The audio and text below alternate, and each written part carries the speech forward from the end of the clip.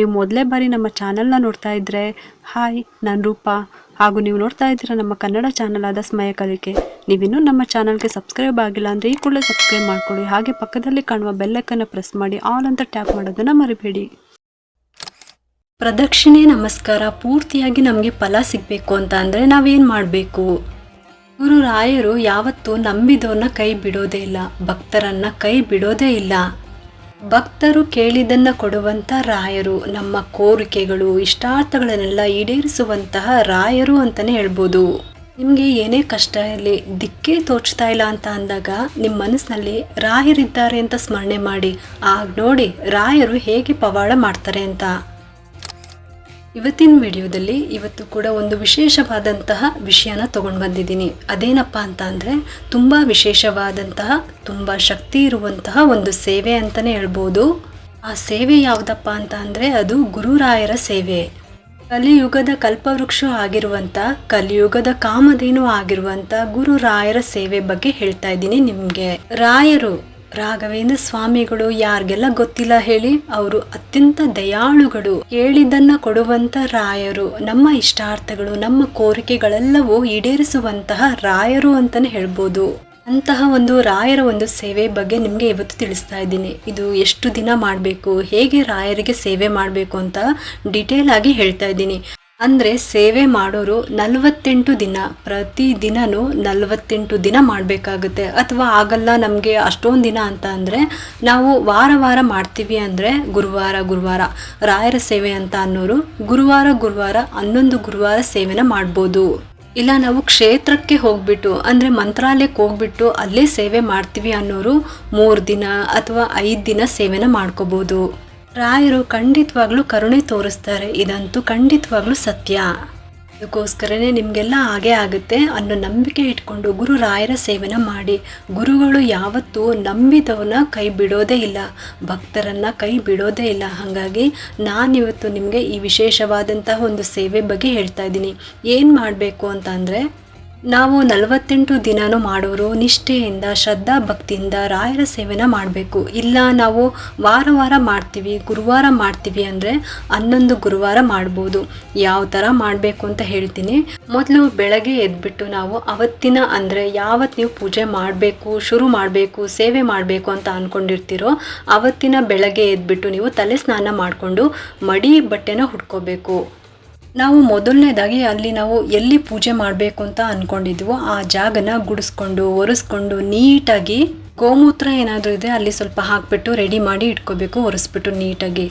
ಆಮೇಲೆ ಮತ್ತೆ ಆ ಜಾಗವನ್ನು ಯಾರು ಕೂಡ ತುಳಿಬಾರ್ದು. ಆ ಜಾಗವನ್ನು ಅಲ್ಲೊಂದು ರಂಗೋಲಿ ಹಾಕ್ಕೊಂಡು ಮಣೆ ಇಟ್ಕೊಂಡು, ಮಣೆ ಮೇಲೆ ರಾಯರ ಫೋಟೋ ಇಟ್ಕೊಂಡು, ರಾಘವೇಂದ್ರ ಸ್ವಾಮಿಯವರ ಫೋಟೋ ಇಟ್ಕೊಂಡು ತುಪ್ಪದ ದೀಪ ಹಚ್ಚಬೇಕು. ಆಮೇಲೆ ಹೂ ಇಡಬೇಕು. ಯಾವುದೇ ಕಾರಣಕ್ಕೂ ರಾಯರಿಗೆ ಕುಂಕುಮ ಹಚ್ಚಬಾರ್ದು, ಯಾಕಂದರೆ ಅವರು ಎತ್ತಿಗಳಿಗೆ ಯಾವತ್ತೂ ಕುಂಕುಮವನ್ನು ಹಚ್ಚಬಾರ್ದು. ಗಂಧ ಇತ್ತು ಅಂತ ಅಂದರೆ ಗಂಧಾಕ್ಷತೆ ಹಚ್ಚಬೇಕು ರಾಯರಿಗೆ. 2 ತುಪ್ಪದ ದೀಪ ಹಚ್ಬಿಟ್ಟು ಸಂಕಲ್ಪವನ್ನು ಮಾಡ್ಕೋಬೇಕು. ಇನ್ನು ರಾಯರಿಗೆ ತುಳಸಿಯನ್ನು ಇಡೋದನ್ನು ಮಾತ್ರ ಮರಿಬೇಡಿ, ತುಳಸಿ ಅಂತೂ ಕಂಪಲ್ಸರಿ ಇಡಲೇಬೇಕು. ಕೈಯಲ್ಲಿ ಹೂ ಅಕ್ಷತೆ ಮಂತ್ರಾಕ್ಷತೆ ಇಟ್ಕೊಂಡು ಸಂಕಲ್ಪವನ್ನು ಮಾಡ್ಕೊಳ್ಳಿ. ರಾಯರನ್ನು ಬೇಡ್ಕೊಂಡು ನಮಗೆ ಈ ಥರ ಒಂದು ಕೆಲಸ ಆಗಬೇಕು ಅಂತ, ನಿಮ್ಮದು ಏನೇ ಆಗಿರಲಿ ಸಮಸ್ಯೆ, ಈ ಥರದ್ದೇ ಅಂತ ನಾನು ಪರ್ಟಿಕ್ಯುಲರ್ ಆಗಿ ಹೇಳೋದಕ್ಕಾಗೋದಿಲ್ಲ. ಆ ಥರ ಹೇಳ್ತಾ ಇಲ್ಲ ನಾನು. ಆರೋಗ್ಯ, ಮಕ್ಕಳ ಬಗ್ಗೆ, ವಿದ್ಯಾಭ್ಯಾಸದ ಬಗ್ಗೆ, ಉದ್ಯೋಗದ ಬಗ್ಗೆ, ಮದುವೆ ಬಗ್ಗೆ ಏನು ಬೇಕಾದರೂ ಸಂಕಲ್ಪವನ್ನು ನೀವು ಮಾಡ್ಕೋಬೋದು. ನಿಮಗೆ ಯಾವುದು ತೊಂದರೆ ಇದೆಯೋ ಅದನ್ನು ನೀವು ಹೇಳ್ಕೊಂಡು ಸಂಕಲ್ಪ ಮಾಡಿಕೊಂಡು ಈ ಥರ ಒಂದು ನಮಗೆ ಪರಿಹರಿಸಬೇಕು ಅಂತ ನೀವು ರಾಯರ ಹತ್ರ ಬೇಡ್ಕೊಂಡು ಭಕ್ತಿಯಿಂದ ಬೇಡ್ಕೊಂಡು ಆ ಮಂತ್ರಾಕ್ಷತೆ ನೀರನ್ನು ಬಿಟ್ಬಿಡಬೇಕು. ಸಂಕಲ್ಪ ಮಾಡಿಕೊಂಡು ನೀವು ಉದ್ಧರಣೆಯಿಂದ ನೀರನ್ನು ಬಿಟ್ಬಿಡಬೇಕು. ನಿಮಗೆ ಎಷ್ಟು ಸಾಧ್ಯ ಆಗುತ್ತೋ ಅಷ್ಟು ಥರಗಳನ್ನು ಹೇಳ್ಕೊಳ್ಳಿ. ರಾಯರ ಶ್ಲೋಕಗಳನ್ನಾದರೂ ಹೇಳ್ಕೊಬೋದು. ರಾಯರ ಶ್ಲೋಕಗಳು ಅಂತಂದರೆ ಪೂಜ್ಯಾಯ ರಾಘವೇಂದ್ರಾಯ ಸತ್ಯಧರ್ಮರತಾಯ ಚ ಭಜತಾಂ ಕಲ್ಪವೃಕ್ಷಾಯ ನಮತಾಂ ಕಾಮಧೇನುವೆ. ರಾಯರ ಶ್ಲೋಕಗಳು, ರಾಯರ ಹಾಡುಗಳು ಹೇಳ್ಕೊಬೋದು ರಾಯರಿಗೋಸ್ಕರ. ಇಷ್ಟೆಲ್ಲ ಹೇಳಿದ್ದಾದ್ಮೇಲೆ ರಾಯರಿಗೆ 108 ನಮಸ್ಕಾರ ಹಾಕಬೇಕು. ಗುರುವಾರ ಮಾಡೋರು ಹಾಕಬೇಕು, 48 ದಿನ ಮಾಡೋರು ಕೂಡ ಹಾಕಬೇಕು. ಹೇಗೆ ಅಂತ ಅಂದರೆ, ನೀವು ಲೆಕ್ಕ ಇಟ್ಕೊಳ್ಳೋದಕ್ಕೋಸ್ಕರ ಬಟ್ಲು ಅಡಿಕೆ ಬರುತ್ತಲ್ಲ, ಆ ಬಟ್ಲು ಅಡಿಕೆನ ತಗೊಳ್ಳಿ, ಲೆಕ್ಕ ಸಿಗುತ್ತೆ ನಿಮಗೆ ಕರೆಕ್ಟಾಗಿ. ಹಂಗಾಗಿ 108 ಪ್ರದಕ್ಷಿಣೆ ನಮಸ್ಕಾರ ಮಾಡ್ಕೋಬೋದು.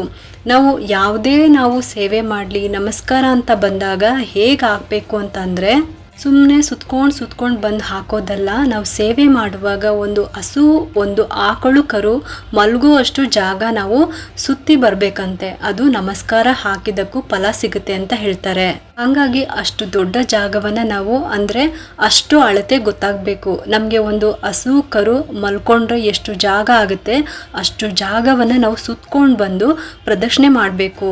108 ಪ್ರದಕ್ಷಿಣೆ ನಮಸ್ಕಾರವನ್ನು ಮಾಡಿ ರಾಘವೇಂದ್ರ ಸ್ವಾಮಿಗಳನ್ನು ಭಕ್ತಿಯಿಂದ ಬೇಡ್ಕೊಂಡ್ರೆ ನಮ್ಮ ಇಷ್ಟಾರ್ಥಗಳೆಲ್ಲವೂ ಸಿದ್ಧಿ ಆಗುತ್ತೆ, ನಿಮ್ಮ ಕಷ್ಟಗಳೆಲ್ಲವೂ ಕಳೆಯುತ್ತೆ. ಇದು ಖಂಡಿತ ಹಾಗೆ ಆಗುತ್ತೆ. ಯಾಕೆಂದರೆ ಈ ಸೇವೆನ ನಾನು ಮಾಡಿದ್ದೀನಿ, ಅದಕ್ಕೆ ಹೇಳ್ತಾ ಇದ್ದೀನಿ. ನಿಮಗೆ ರಾಯರ ಮಠ ಹತ್ರ ಇದೆ ಅಂತ ಅಂದರೆ ಅಲ್ಲಿ ಹೋಗಿನೇ ನೀವು ಸೇವೆನ ಮಾಡ್ಕೋಬೋದು. ಇಲ್ಲ ನಾವು ಮಂತ್ರಾಲಯದ ಕ್ಷೇತ್ರಕ್ಕೆ ಹೋಗಿ ಪ್ರದಕ್ಷಿಣೆ ಮಾಡ್ತೀವಿ ಅಂತ ಅಂದರೆ ಅಲ್ಲಿ ತುಂಗಾಭದ್ರಾ ನದಿಯಲ್ಲಿ ಸ್ನಾನ ಮಾಡಿಕೊಂಡು ನಂತರ ಮಾಡಬೇಕಾಗುತ್ತೆ.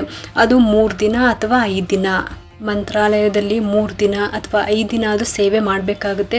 ಅಷ್ಟೊತ್ತಿಗೆ ರಾಯರು ನಿಮಗೆ ಫಲ ಕೊಟ್ಟಿರ್ತಾರೆ. ನೀವು ಮನೆಯಲ್ಲಿ ಮಾಡೋರು ನಿಮಗೆ ಎಷ್ಟು ದಿನ ಕೈಯಲ್ಲಾಗುತ್ತೋ ಅಷ್ಟು ದಿನ ಮಾಡ್ಕೊಳ್ಬೋದು. ವಾರ ಮಾಡೋರು ಮಾಡ್ಕೋಬೋದು. ಇನ್ನು ಗುರುವಾರ ಮಾಡೋರು ಒಪ್ಪತ್ತು ಮಾಡಿ ಸೇವೆ ಮಾಡಿ.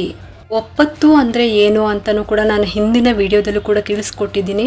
ಇನ್ನು ದಿನಾಗ್ಲೂ ಮಾಡೋರು ಕೂಡ ಮಾಡಿದ್ರೆ ಒಳ್ಳೆಯದೇ. ಆಗಲ್ಲ ಅನ್ನೋರು ಗುರುವಾರ ಆದ್ರೂ ಒಪ್ಪತ್ತನ್ನು ಮಾಡಿದ್ರೆ ಒಳ್ಳೆಯದು. ಬೆಳಗ್ಗೆ ಊಟ ಮಾಡಿ ರಾತ್ರಿಗೆ ಏನೂ ತಗೋಬಾರ್ದು. ಹಾಲು ಹಣ್ಣು ತಗೋಬೋದು.